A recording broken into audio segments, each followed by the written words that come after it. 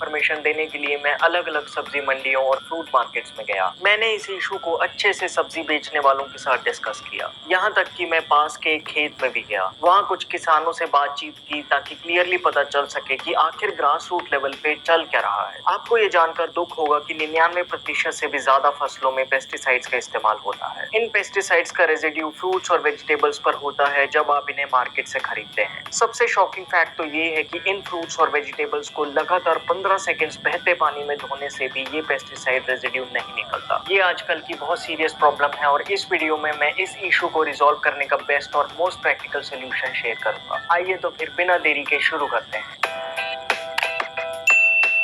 Hello friends, welcome to Fit Tuber Hindi. पिछले 10-15 सालों में केमिकल पेस्टिसाइड्स का इस्तेमाल बहुत ज्यादा ही बढ़ गया है ताकि बढ़ती पॉपुलेशन के खाने की जरूरतें पूरी हो सके। फल और सब्जियां पर से पेस्टिसाइड्स को अच्छे से रिमूव किए बिना खाने से food poisoning, dust, hormonal issues, skin और हेयर प्रॉब्लम्स के साथ साथ ब्रेन, किडनी, लंग, हार्ट और कैंसर की क्रॉनिक प्रॉब्लम्स हो सकती है। आजकल लगभग सभी फसलों को केमिकल पेस्टिसाइड से ही ट्रीट किया जाता है। इससे पहले कि मैं सोल्यूशन पे आऊं, आइए जल्दी से बात कर लेते हैं कि क्या और कैसे किया जाता है ये सब। बेसिकली ग्रोसरी शॉप्स में जो भी आप फ्रूट्स और वेजिटेबल्स खरीदने जाते हैं उनमें 3 तरह के केमिकल एजेंट्स का इस्तेमाल होता है। पहले है राइपनिंग एजेंट्स। फ्रूट्स जैसे कि केला और आम पर राइपनिंग एजेंट्स का इस्तेमाल होता है, जनरली कैल्शियम कार्बाइड। ऑब्वियसली ये इसीलिए किया जाता है कि फल जल्दी से पक जाए और सीजन से पहले ही मार्केट में आ जाए ताकि ज्यादा प्रॉफिट मिल सके। इंडस्ट्रियल कैल्शियम कार्बाइड जो इन फलों को पकाने के लिए यूज किया जाता है उसमें हेवी मेटल्स पाए जाते हैं जैसे कि लेड और आर्सेनिक, जो हमारी ह्यूमन बॉडी के लिए काफी खतरनाक